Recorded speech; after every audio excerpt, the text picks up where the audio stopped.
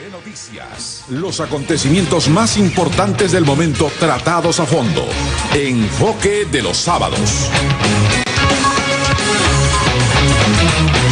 9:07 de la mañana, estamos ya en Enfoque de los sábados, en un previo, en realidad, de dos acontecimientos básicos, el día lunes y el día miércoles, como ya lo hemos señalado, y vamos a conversar naturalmente con eso, una especie de preanuncio del voto de confianza. Esto es lo que vamos a tratar de observar, analizar con la ministra Ana Jara, y tengo por supuesto el lujo de estar acompañado de Mónica Delta para este diálogo, que es un diálogo básicamente, a diferencia de lo que suele ocurrir cuando se habla de política, es que se le puede decir a usted agresivamente, bueno, ¿y por qué se ha metido usted de primera ministra? ¿Qué cosa tiene? Ninguna novedad. En fin, en general algo está pasando en el clima político nacional. Bienvenida, ministra, bienvenida, Mónica. Gracias, don Raúl. ¿Cómo estás, Mónica? Que hace que estemos plenamente intemperantes, no obstante de que está claro dos cosas. Primero, que este gobierno está próximo a terminar y que hay que hacer un esfuerzo particularmente coincidente para poder sacar adelante 2 o 3 o 4 cosas fundamentales y no perdamos el tiempo en minucias. Y lo segundo, que en realidad al mismo tiempo tenemos la posibilidad de contar con un gabinete ministerial más, no lo llamaremos eficiente porque se resentirían los anteriores, pero en todo caso mejor compaginado. De modo que en ese sentido a usted le va a corresponder una tarea también importante. Tiene gente muy interesante que la acompaña. Bienvenida, y al mismo tiempo no sé si coincida con estos dos planteamientos, ¿no es cierto? Es necesario ponerse de acuerdo. Y eso es lo que está tratando usted de hacer más allá de las formalidades, porque lo formal es que cuando adviene un primer ministro, pide el voto de confianza, habla con todos los grupos políticos. Pero en este diálogo ahora tengo la impresión que hay apremios mayores y esfuerzos mayores también para poder tener, cuando menos, una inteligencia común con respecto a algunos aspectos, a algunos problemas del país. ¿Eso es así? ¿Le está yendo bien en el diálogo? Don Raúl, le agradezco la oportunidad. Nuevamente mi saludo a Mónica Delta y a todos los televidentes y seguidores de la plataforma informativa de RPP. Sí, efectivamente, el diálogo es una herramienta ineludible en toda democracia. Y esta parte de la gestión del presidente Ollanta se caracterizará por eso. Yo soy una primera ministra convocada precisamente por tener uno de esos perfiles, que es el ser convocante, dialogante, el que pueda funcionar de una manera mucho más inmediata, como bisagra entre las relaciones que pueden haber con los demás poderes del Estado y la sociedad civil organizada, además de los ciudadanos. No obstante que quienes quieren ya minorizarla dicen, no, lo que ocurre es que es la predilecta de la primera dama y más. No, yo he tenido ya alrededor de 3 años de formar parte del Poder Ejecutivo, hay alguna experiencia en gestión pública, también me desempeño como congresista de la República, creo que es un perfil que se requiere también para ser primera ministra, además obviamente de la confianza del presidente de la República. Y con mi trabajo justificaré el hecho de haber llegado en un momento oportuno a ejercer esta encargatura, que tiene que colaborar mano a mano con el presidente de la República en las políticas generales de gobierno y hacer la interrelación con los demás sectores del Estado para poder, precisamente como usted lo ha señalado, arribar a buen puerto en el 2016 con estos 4 ejes que el señor presidente de la República planteó al Congreso de la República el 28 de julio, y no me voy a cansar de repetirlo, porque lo que quiero es que se le quede en el imaginario del ciudadano. Vamos a duplicar nuestros esfuerzos para continuar con estos ejes que son de salud, acaba de retirarse la señora ministra de Salud en estudios de RPP, educación, seguridad ciudadana e inversiones. Inversiones que va de la mano de la generación del empleo formal privado. Entonces, todo esto, estos 4 ejes, que sin duda lo que nos va a llevar como resultado es continuar con la reducción de la pobreza, es en lo que nos queremos enfocar. Uno de los temas que conversé con Lourdes Flores y don Luis Bedoya precisamente en el primer encuentro fue me decían, estimamos que tú no vas a llegar al Congreso con muchas promesas, porque solo te quedan 24 meses de gestión, y creo que eso también lo señaló el presidente de la República en el Congreso. Y nosotros lo que queremos es que tú nos digas cómo y cuándo lo van a hacer.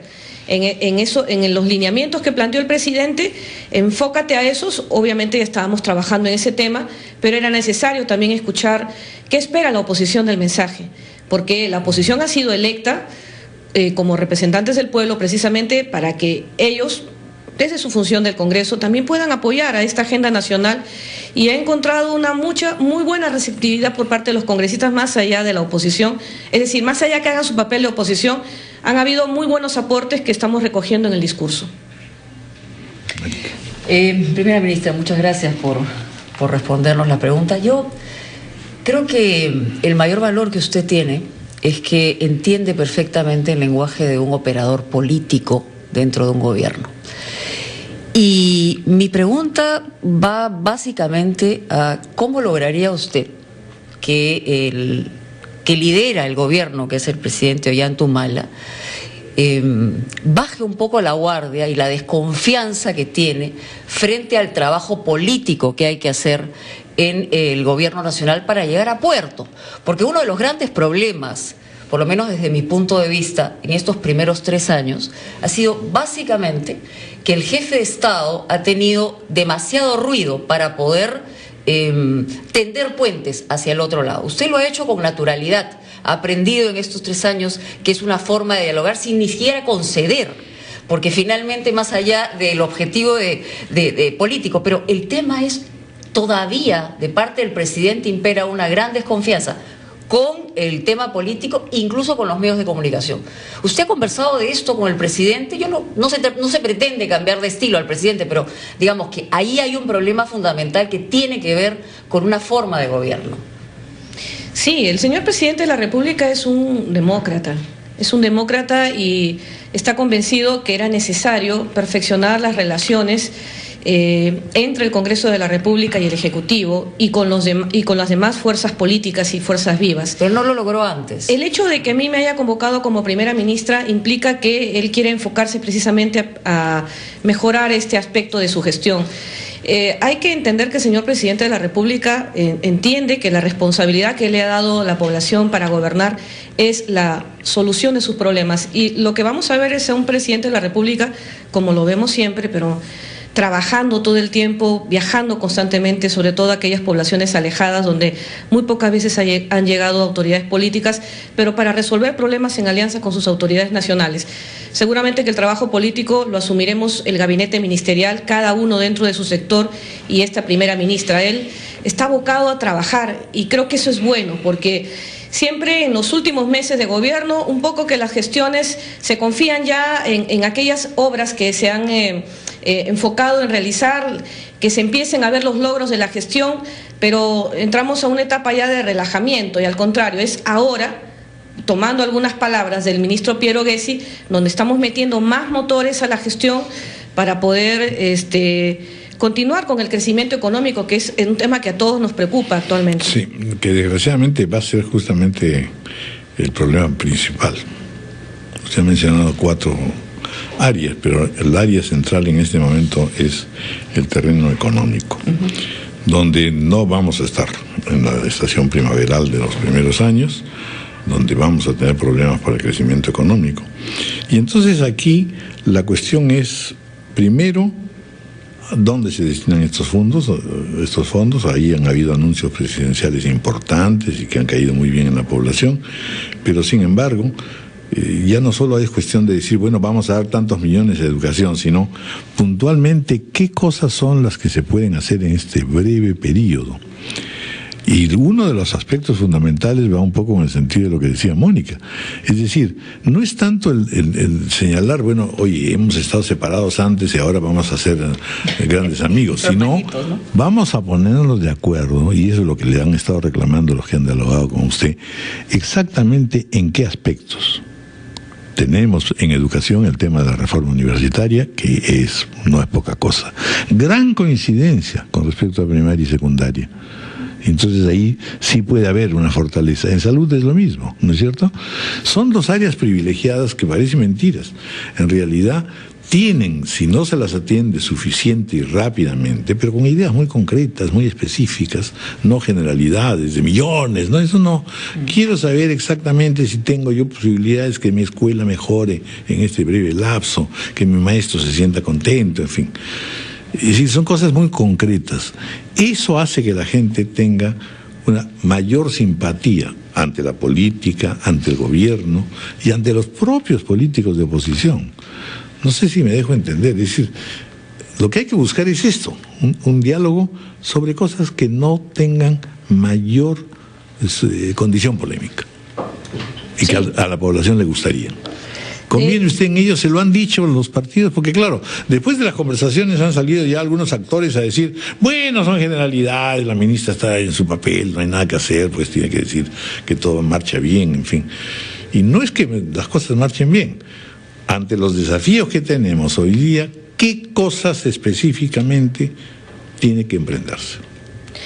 Cuando algunos de los señores congresistas señalan que de las citas de la primera ministra se han hablado generalidades, no es tanto así. Nosotros hemos ido a señalarle a los congresistas que nos vamos a enfocar en el discurso de investidura. Además hay que entender que somos el mismo gobierno. Las líneas matrices que trazó el presidente Humala, que era la inclusión social sobre la base del crecimiento económico, porque sin crecimiento no podríamos nosotros generar esas oportunidades de desarrollo, y la generación del empleo formal privado que continúe en ascenso, como ha sucedido en los últimos 54 meses. Y dentro de estas líneas matrices nosotros señalamos que este cierre de la infraestructura que queremos nosotros hacer en materia de salud y educación, otorgando mayores concesiones en alianza público-privadas en estos sectores y las obras por impuestos, es lo que vamos a realizar de cara ya a los últimos 24 meses. Los anuncios, yo estoy convencida, don Raúl y Mónica, y los que nos siguen a través de la plataforma informativa de RPP, van a dejar satisfechos a la población y obviamente a los congresistas. Vamos a decirle, yo justo ayer conversaba con Jaime Saavedra, le digo, ¿puedo adelantar algo de tu sector? Y hablando criollamente, como hemos estado últimamente con los temas saltantes de la noticia, me dice, deja las pepas para el 20 de agosto. Van a haber anuncios, sí. Van a haber anuncios que sea cómo y cuándo en materia de educación y de salud. No eso equivale a decir, la chicha está fermentando. Así es. Pero nosotros ya queremos chicha.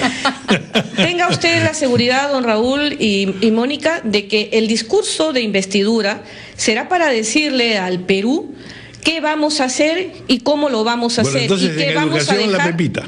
Hay una pepita antes en el 2016 en materia de educación. Yo quisiera decirle, porque usted me ha planteado dos temas en su pregunta, ¿no? En materia de salud y educación, ¿qué vamos a hacer concretamente? Y la otra parte que usted me dijo que era el tema que nos preocupa, económico, ¿no? Eso está muy serio. Tenemos un paquete de iniciativas legislativas que espero prontamente se vea en el Congreso y se apruebe, que debe dinamizar el tema de construcción civil y reformas de carácter fiscal apuntadas en ese sentido también. Pero ahorita nosotros estamos trabajando fuerte, por ejemplo, en el tema de cultura, que ha sido una de las grandes trabas también para que muchas de las inversiones se puedan materializar y puedan continuar su viabilización en el Perú, que es la que genera las oportunidades. Estamos trabajando el catastro arqueológico, que nos va a permitir ya no tener que depender de estos certificados de inexistencia arqueológica, que han sido uno de los candados para que nosotros podamos hacer siquiera actividades de carácter explorativa, mineras y otras actividades económicas. Estos temas que estamos enfocados y una revisión... Mira, en ese tema de cultura, sí. Específicamente, el día de ayer se ha pronunciado una distinguidísima figura, como es el doctor Kaufman, señalando que qué sentido tiene trasladar a un sitio húmedo y muy lejano un museo que indudablemente está ubicado en un sitio central donde van los turistas, donde están dadas todas las condiciones. ¿Qué es esto de innovar la pólvora? Ya, no tengo conocimiento de las declaraciones de este distinguido científico, pero volviendo al tema, le digo, de inversiones, que es la que queremos destrabar, esta tramitología, estos sobrecostos también en materia de producción, son temas que vamos a tocar el 20 de agosto. Aún hasta ahora yo sigo puliendo el discurso de investidura, porque más allá que yo pueda ser o no una buena oradora, yo ese día, ante el 20 de agosto, y después de haberme reunido con casi todas las bancadas del Congreso, tengo que aterrizar en ese discurso. Y tenga usted la certeza que después del 20 de agosto usted me tendrá acá ya para decirle más ampliamente, porque más allá del discurso yo estoy segura que el 20 de agosto será un debate político. Las horas subsiguientes a la lectura de ese discurso, ¿qué es lo que queremos explorar ahora? El debate será de carácter político y a mí me servirá la tribuna de RPP con posterioridad al 20 de agosto para venir a explicar, y seguramente en compañía de algunos de los ministros, cómo vamos a implementar estas medidas. Bueno, vamos a hacer una pausa, porque en realidad lo que queríamos llegar es un poco al estado de situación, de dónde parte. Usted ha emprendido ya el vuelo y va a llegar a aterrizar. Bueno, en ese vuelo usted está viendo algunas cosas, está observando algunas cosas. Cuéntenos eso. Aparte de los restos arqueológicos, ¿qué otros restos políticos hay que no están caminando? Hacemos una pausa.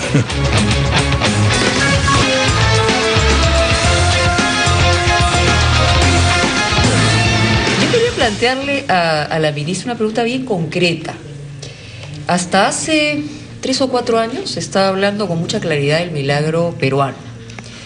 En el último año hemos tenido una desaceleración inequívoca de nuestra economía, aunque sé que este es un sector que maneja el ministro Castilla, que tiene ya casi 4 años en el gobierno, igual que usted. Hay una pregunta que me hago yo y probablemente se hagan muchos peruanos. ¿Por qué en este momento Colombia nos ha pasado, teniendo los mismos factores externos que puede haber tenido el Perú, y en este momento tiene un crecimiento mucho mayor que el que tiene el Perú? El menor crecimiento de los últimos 5 años se ha dado en el mes de junio y en el mes de mayo. Entonces, algo está pasando y algo se está dejando de hacer.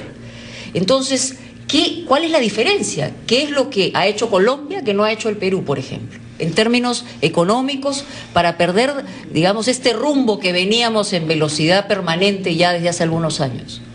Aquello por lo cual nosotros estamos enfocados ahora con la participación de Piero Gessi en la cartera de producción y con otros economistas, porque se han sumado al gabinete ministerial muchos economistas que ahora permiten un mayor debate dentro del Ejecutivo. Por supuesto, teniendo la guía del ministro de Economía, que es Miguel Castilla. Los sobrecostos en materia de producción y la tramitología, yo le quiero decir así, es aquello que no nos ha permitido avanzar en materia de inversiones. O sea, la ineficiencia en ese sector. Digamos, el celo que hemos tenido o que habrán tenido determinados funcionarios públicos en conceder algunas licencias, no teniendo muy claro que nosotros hemos mantenido y mantendremos los estándares, por ejemplo, en materia ambiental, que no vamos a nosotros de ninguna manera a afectar la tranquilidad de muchas comunidades nativas e indígenas, y que no han entendido que el Perú debía seguir creciendo sin lesionar el derecho de estos sectores. Entonces, para tenerlo claro, nosotros estamos reglamentando todo aquello que ha sido una traba en estos últimos años para que las inversiones sean mucho más dinámicas y el trámite sea mucho más diligente. Pero no creo que haya un problema de liderazgo también, o sea, comparando formas como han encabezado el gobierno tanto de Colombia como el de Perú, para que al final, digamos, no se pierda de vista el mantenimiento del crecimiento económico. Ahí hay, según mi punto de vista, no sé si alguien lo comparte, creo que ahí hay un problema de fondo. El presidente de la República siempre ha estado, y te lo digo porque yo formo parte del Ejecutivo, siempre ha estado tomándonos cuenta los ministros de por qué no están saliendo las inversiones, por qué no se están dando las concesiones, por qué se caen los procesos de selección en muchos casos, por qué los propios ministros en ese momento no interactúan. Por ejemplo, ¿no? Cultura, ambiente, energía y minas. En ese momento pedí al presidente que se quedaran después de los consejos de ministros para que los propios ministros lideraran el tema de la resolución de problemas en temas que eran de carácter multisectorial. El liderazgo lo tiene el presidente de la República. Quizá los estilos sean distintos, ¿no? No sea un presidente que esté muy dedicado a darle, digamos, a estar mediáticamente, como muchas otras autoridades han tenido este perfil, pero es un hombre de trabajo y estamos aún a tiempo de fortalecer nuestra economía. Vamos a continuar liderando el crecimiento económico de la región y estoy segura que nuevamente retomaremos esa, digamos, esa ascendencia que teníamos económicamente frente a Colombia. Estoy segura de que vamos con estas medidas que hemos adoptado, los paquetes de reactivación de la economía y lo que tiene ahorita en cartera el Congreso de la República de parte del Ejecutivo, vamos a lograr destrabar esto que ha impedido el crecimiento económico del Perú en materia de inversiones privadas. Sí, después vamos a hablar un poco sobre la cuestión medioambiental, donde está manifiesta también una divergencia entre los dos ministros, el de Energía y Minas y el ministro del Ambiente. Pero en lo que usted señala, y conviene precisarlo, es que el gobierno mantiene una cierta vivacidad, cosa que ya es discutible, porque la verdad es que esa vivacidad a veces no se ha advertido, que el gobierno está empeñado en tranquilizarse en sus relaciones con los otros partidos y grupos políticos. Ojalá sea así, porque hasta el momento, la verdad, ambos han sentido de que están en un toma y daca peligroso y que al final termina por aburrir a la gente. La gente no cree que eso sea muy constructivo. ¿Qué cosas son las que saca usted de las conversaciones que hasta ahora va teniendo? La broma es también, bueno, cuando se junta con la señora Fujimori y cuando es recibida por el APRA, qué reacciones va a tener el señor García, en fin, porque usted ha hecho referencia muy educadamente al hecho de que en efecto el presidente no tiene la presencia mediática que pueden tener algunos opositores, concretamente el doctor García y la doctora Fujimori, y que a su vez son los que están sujetos a una, no digo una vindicta, no hay un deseo de venganza ni de ataque, pero de hecho, en fin, el partido al que usted pertenece sí parece empeñado en que tenemos que castigarlos e impedir que sean candidatos presidenciales. Eso ya va fuera de la lógica del gabinete, naturalmente, pero esos son los reclamos de fondo. ¿Cómo lo observa usted en la conversación que tiene con ellos o que va a tener, que van las reacciones? Don Raúl. Porque claro, el PPC es el aliado más simpático, pero el PPC pues no ha llegado al gobierno. Eso le da una gran ventaja, es un gran observador. El PPC es un partido democrático, por excelencia, y este es un gobierno democrático. Y quiero ser puntual en este aspecto de señalar de que el nacionalismo o Gana Perú no tiene enemigos políticos. Y todo esto que ha sucedido en el pasado, este rum político, este panorama en algunos aspectos que ha polarizado al país, no provinieron por actos del Ejecutivo, sino por la labor del control político que hace el Congreso de la República y que se estila hacer, hablando propiamente del gobierno del señor Alan García, cuando concluye un gobierno. El 29 de julio del 2016 se formará seguramente la mega comisión de la revisión de los actos de gobierno del presidente Ollanta, y cuando llegue ese momento nosotros no nos vamos a rasgar las vestiduras, afrontaremos, como la Constitución señala, la rendición de cuentas. Eso se ha hecho dentro de un poder del Estado y no ha tenido nada que ver con los actos del Ejecutivo. ¿Cómo he encontrado el ánimo de las bancadas con las que me he entrevistado y algunos líderes políticos con los que he conversado personalmente, que no son congresistas pero que tienen representación en el Congreso? Muy bueno. Y a mí me encanta el hecho de que las conversaciones, por ejemplo, se inicien diciéndome: mira, nosotros somos oposición y seguiremos siendo oposición. Y nada asegura que te demos el voto de confianza, pero nos parece bien que conversemos. O sea, las cosas claras desde el inicio. Lo otro es que aún siendo escépticos de que ellos crean que en el discurso de investidura habrán cosas nuevas, que haga diferente lo que ellos consideran debe ser el rumbo del país, han aportado. El común denominador de las conversaciones han sido la preocupación en materia de seguridad ciudadana. Algunos aportes que nos han señalado, por ejemplo, Somos Perú, desde su experiencia exitosa en las comunas donde ellos tienen alcaldes. En el tema económico, la concertación parlamentaria que tiene al partido aprista en sus filas, que han sido gobierno en 2 oportunidades. También nos han dicho cómo podemos nosotros enfocar ya los 24 meses que tenemos para salir de este debilitamiento económico, como ya lo vamos a hacer, porque yo estoy convencida, además los analistas políticos y económicos lo dicen, el segundo semestre de este ejercicio fiscal crecerá. Y Lo otro es acompañarnos en una reforma constitucional para fortalecer esto que lamentablemente no ha tenido buen éxito, que ha sido el proceso de descentralización. Ellos piden una reforma constitucional, yo no hablo solamente de concertación parlamentaria, hablo de otras tiendas, que piden regular esto de la reelección de las autoridades regionales y municipales porque sobrepasaron los controles del Estado, sobrepasó a la Contraloría, al Poder Judicial, al Ministerio Público, y entonces se necesita poner también control en estas autoridades que no rinden cuenta a nadie. La reforma constitucional en este aspecto también para hacer que el canon, como lo anunció el presidente de la República también en su discurso de orden, sea redistribuido de una manera equitativa. Pero empecemos por algo, porque lo perfecto es enemigo de lo bueno. Y por lo menos esta redistribución del canon, de esta renta que perciben las regiones por presencia de recursos naturales que son explotados, que se quede en su misma región, pero distribuido de una manera mucho más equitativa. O sea, en medio del diálogo y del escepticismo de algunas bancadas han aportado temas que sí estamos recogiendo y que está dentro de los lineamientos y las estrategias de gobierno que trazó el presidente y que se comprometió también en la hoja de ruta. He escuchado a muchos comentaristas señalar de que por qué el gobierno, sobre todo los comentaristas que son de izquierda o de esta tendencia, porque el gobierno no vuelve al plan de la gran transformación. Y la respuesta es sencilla. Nosotros ganamos las elecciones con una hoja de ruta. La hoja de ruta se votó y nosotros vamos a honrar esa hoja de ruta. Ahora, esa hoja de ruta lo que señala es que nosotros vamos a redistribuir la riqueza de manera equitativa y solamente se puede lograr eso con una mayor inclusión social sobre la base del empleo.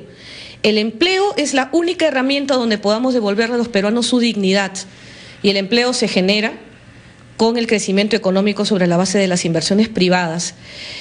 Eso nos va a permitir aterrizar en salud, educación, combatir la inseguridad ciudadana y dejarle al país, al 2016, al siguiente gobierno, con ese crecimiento económico sostenido con el que nosotros lo recibimos y las grandes reformas de Estado que ha emprendido este gobierno, que empezarán a dar sus frutos a mediano y largo plazo, y las mega obras que no inauguraremos, pero que seguramente recordarán los ciudadanos que se implementaron, se iniciaron durante el gobierno de Ollanta, sobre todo en el Bicentenario. Vamos a hacer una pausa, son las 9:35. Me ha parecido escuchar el mensaje presidencial una vez más. Es el mismo gobierno. Sí, no la misma persona. Es el mismo gobierno. Quizás las ideas tendrían que bajar un poquito a tierra, ¿no es cierto? Porque hay, bueno, ya desgraciadamente tenemos que hacer la pausa, hay una especie de autoconvencimiento de que la cosa está estupenda. ¿No es así? No, don Raúl, si no hubiésemos tomado medidas para reactivar la economía. De acuerdo. Una pausa.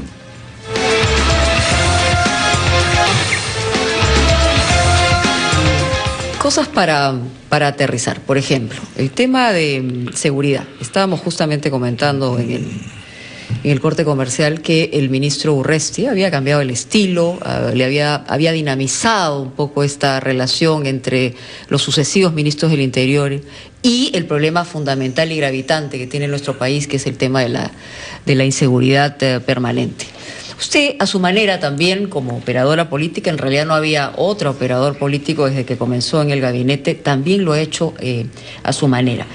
Pero más allá de las presentaciones públicas, hay que aterrizar la cosa, porque lo cierto es que el tema de seguridad es un tema fundamental en el sentido en el que el propio presidente de la República se comprometió con el país a mejorar esto. Y no solamente no ha mejorado, sino en algunos casos hasta ha empeorado, más allá, como digo, de esta dinámica y esta presencia del ministro del Interior. ¿Va a haber algún anuncio claro, concreto, definitivo respecto al tema de la inseguridad en su presentación ante el Congreso? Siendo uno de los ejes que propuso el presidente de la República el 28 de julio, por supuesto, nos vamos a enfocar el tema de seguridad ciudadana también. Pero más allá de la logística, me refiero a una gran mirada, reforma estructural que tenga que ver con esto que al ciudadano le molesta todos los días y que no le permite tener una calidad de vida, ¿no? Es que tenemos políticas de seguridad ciudadana que no se han implementado. estaban siendo ventiladas en la CONASEC, que lo preside, en este caso, la presidenta del Consejo de Ministros. Se llevó al foro del Acuerdo Nacional, fue aprobado por las autoridades políticas, pero no se implementó. Y en este concurso, más allá de la logística que se ha avanzado, lo exhibimos en las fiestas patrias, en el 29 de julio en el desfile de fiestas nacionales, es el hecho de que cada autoridad asuma el papel que le corresponde en una articulación con nosotros. O sea, en este reparto de responsabilidades tiene que haber un liderazgo, que lo tiene el presidente de la República y después de él el ministro de la cartera y la premier, digamos en ese mismo orden, que tenemos que dar cuenta de cómo va el avance de cumplimiento en materia de seguridad ciudadana de una manera estratégica. Esta logística ya debe empezar a operar. Por ejemplo, el tema del que se reglamentó, que fue la ley del reglamento de estos crímenes de menor cuantía, si me permites el término, empezar a fichar a la gente, saber dónde se encuentra. Yo sé que la policía especializada tiene un mapa de la criminalidad, pero tenerlos registrados, como fue uno de los grandes logros que tuvieron otras ciudades que también enfrentaron grandes índices de inseguridad ciudadana. Colombia, otra vez volvemos a Colombia. Volvemos a Colombia. Nueva York fue uno, aunque con realidades sociales distintas. Un poco más lejos, ¿no? Claro, con realidades sociales distintas, y hay que aclararlo. Empezar a hacer este empadronamiento de la criminalidad, tenerlos ubicados, fichados, operar con interrelacionarnos como ya estamos equipando, sobre todo en materia no solamente de telefonía, sino de internet, estar contactados con todas las comisarías del Perú para poder tener una reacción mucho más rápida. Y el liderazgo que tiene que tener cada autoridad dentro de su zona, que tiene que rendir cuentas de forma articulada de estos planes que hemos aprobado como una política de seguridad con este gobierno. El tema es complejo, pero vamos a empezar a rendir frutos. Es nuestra obligación, además. No es que esto sea una concesión a la ciudadanía, una promesa de gobierno, no. Es el terreno vamos a aterrizar, ¿no? Y el liderazgo también de Daniel Urresti nos va a ayudar en ese sentido. Y que se haga cualquier cosa en ese sentido va a ser muy positivo. La gente en realidad reacciona cuando ve pues que hay estilo, energía, etcétera, ¿no? A ver, hay algunos puntos que han quedado pendientes, aparte del tema medioambiental que usted ya aludió y que en todas con el catastro arqueológico, ¿no? Sí, pero sobre todo en la parte medioambiental es si el Perú está siguiendo una línea correcta, si está desatendiendo un poco a las obligaciones internacionales a las que se ha sometido. Vamos a tener una cita a fin de año muy importante. La COP20. La COP20, entonces ahí convendría saber si en efecto hay o no una pugna en el gabinete o las tendencias, que no es solamente una pugna en el gabinete, sino que viene del sector privado también. Es decir, la conciencia ecológica tiene que crecer. No sé si esto lleva a una negociación y a un entendimiento. Pero tengo una curiosidad.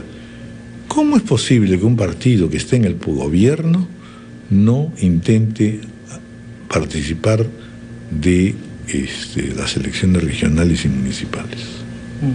¿Por qué esa ausencia? Es grave, ¿sabe por qué? Porque en realidad la mayoría de los partidos políticos están siendo desairados por movimientos recientes y de gente, claro, muy positiva en algunos casos, pero de una informalidad extraordinaria. 93.260 candidatos no declaran sus bienes ante el Jurado Nacional de Elecciones. Estamos hablando de que de 105.000, 93.000 simplemente no aparecen, aparte de lo que aparecen y ya hemos sabido que tienen penas, son narcotraficantes, en fin.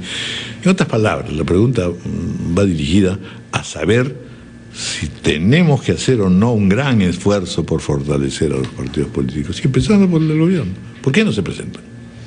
Nosotros hemos sido elegidos para gobernar, don Raúl, y este proceso eleccionario, antes del 2016 que concluyera el mismo, nos iba a distraer en campañas electorales, porque obligaba de todas maneras a que el presidente de la República o los integrantes del gobierno, ya sea porque ejerce un cargo de congresista o de ministro de Estado, de alguna u otra forma coincidieran en actividades al interior del país, porque nosotros viajamos mucho.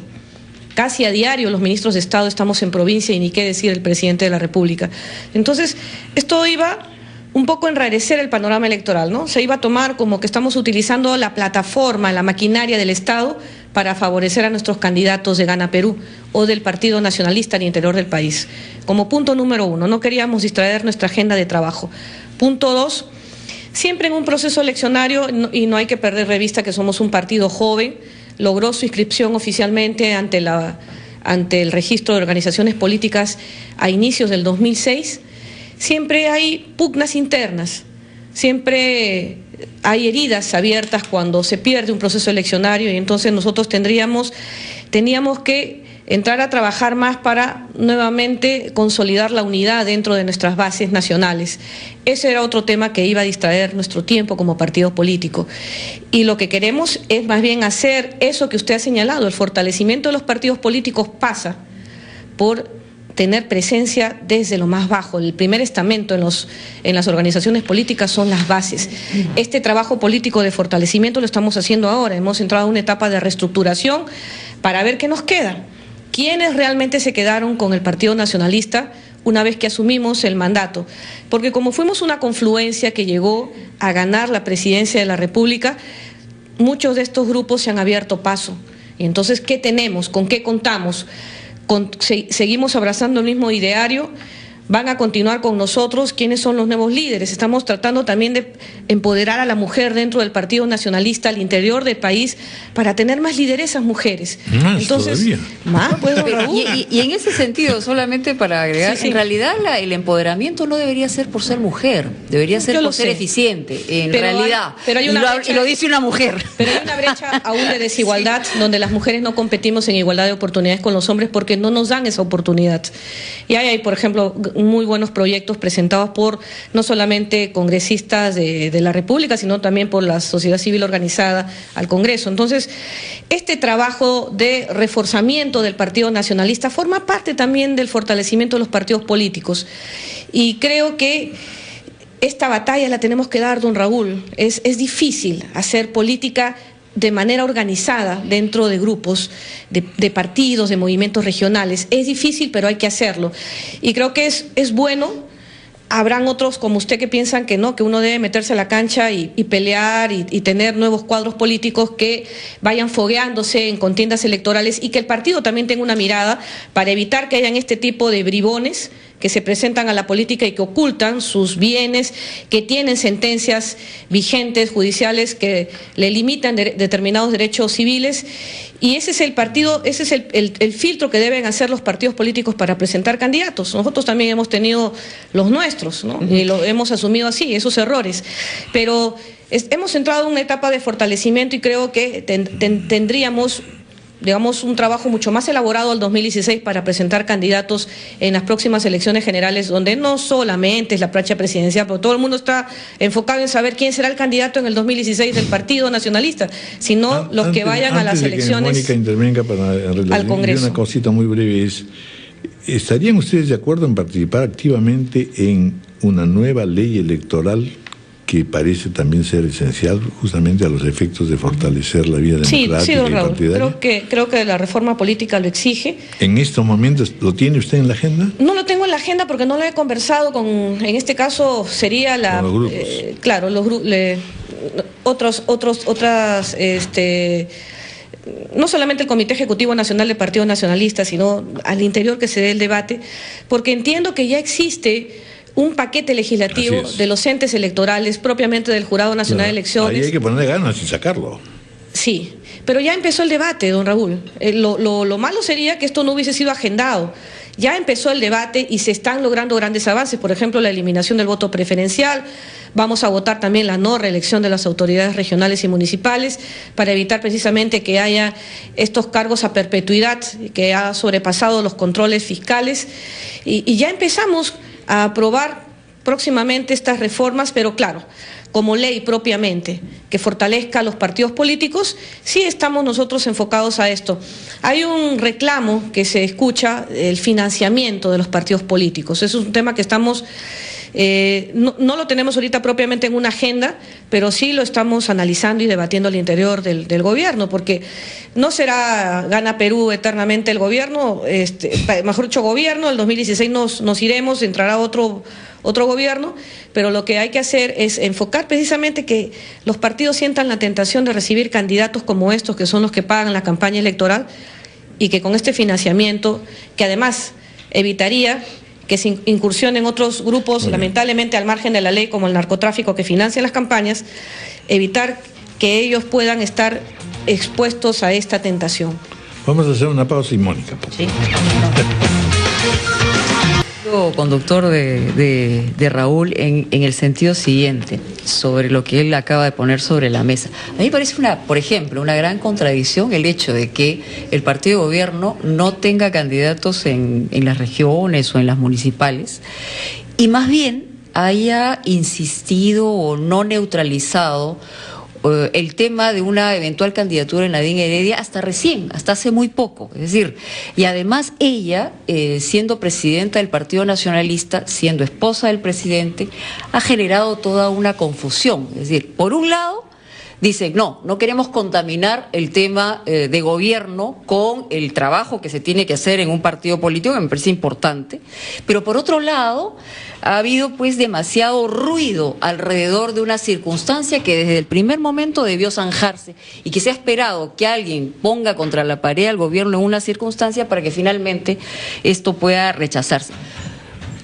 Digamos, o sea, el partido de gobierno debería tener larga vida y eso tiene que ver con un trabajo institucional. Hay una gran fragilidad en las instituciones del país y especialmente en los partidos políticos.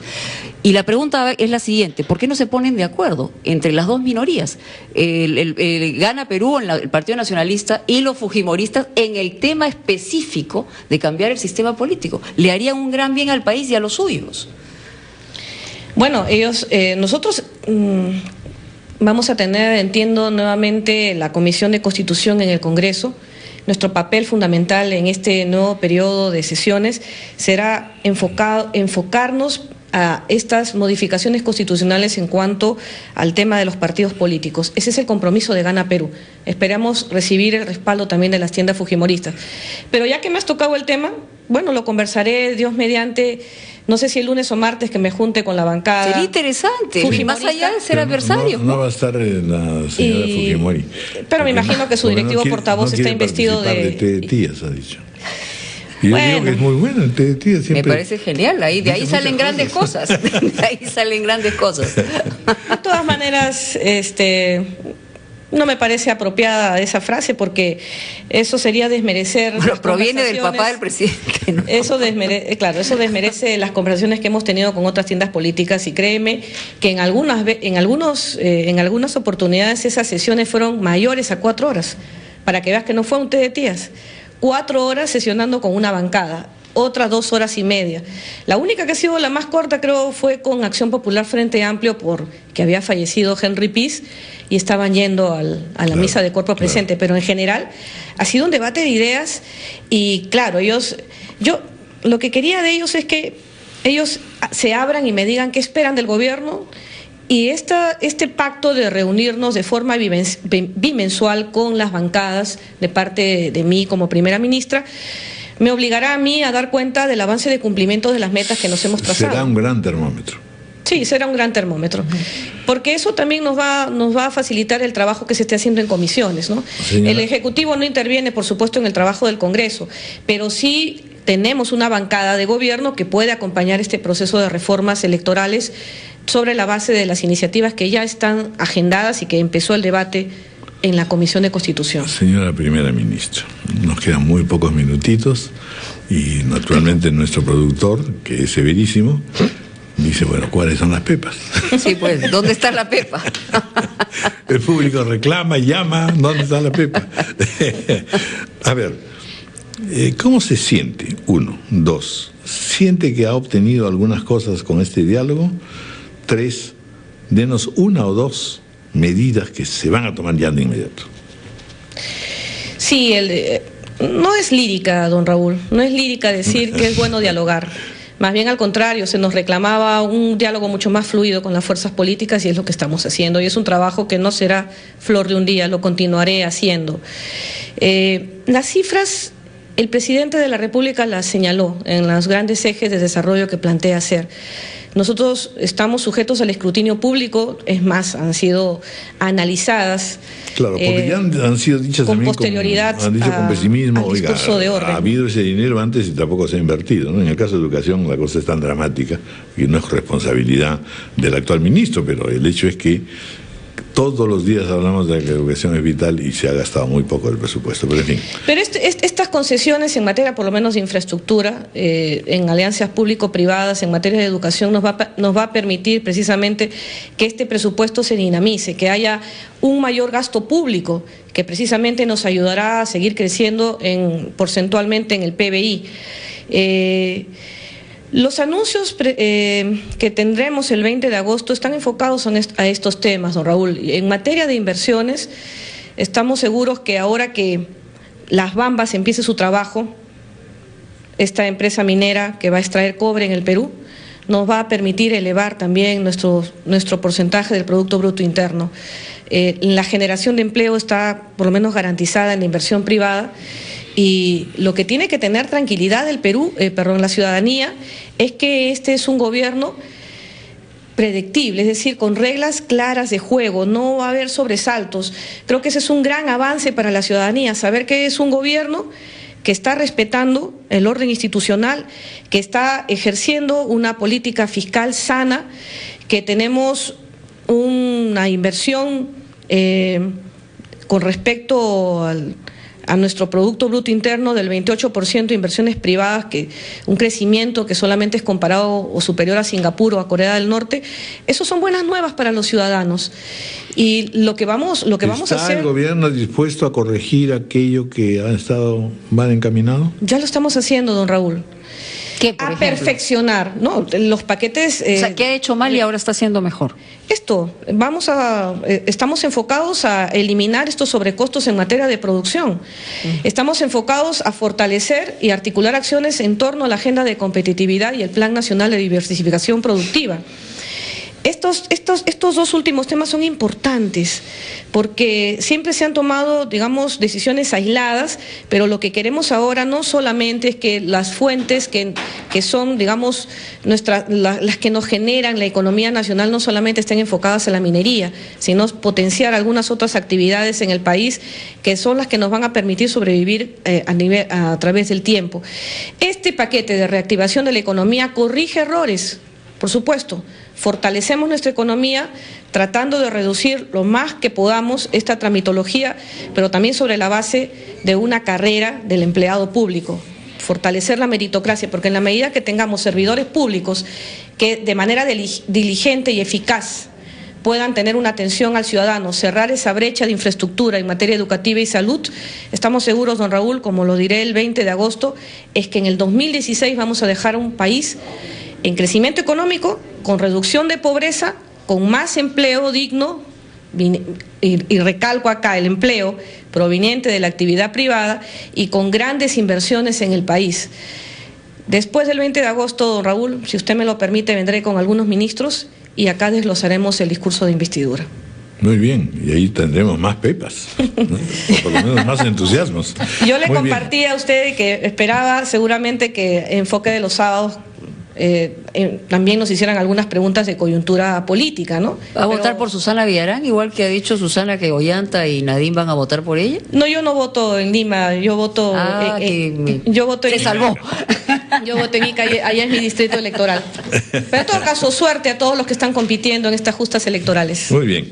Bueno, pues muchas gracias, ministra. Gracias, don Raúl, gracias, Mónica. No, muchísimas gracias. Tomamos por supuesto la palabra para los primeros o los días de agosto. Muchas gracias, Raúl, por los invitarme. idus de agosto. Muchas gracias. Un buen Gracias, fin de semana Mónica, para también. Un buen fin de semana. Y bueno, como siempre, después de estos diálogos viene la necesidad del diálogo de fe. Con mayor razón en este caso. Dios nos bendiga.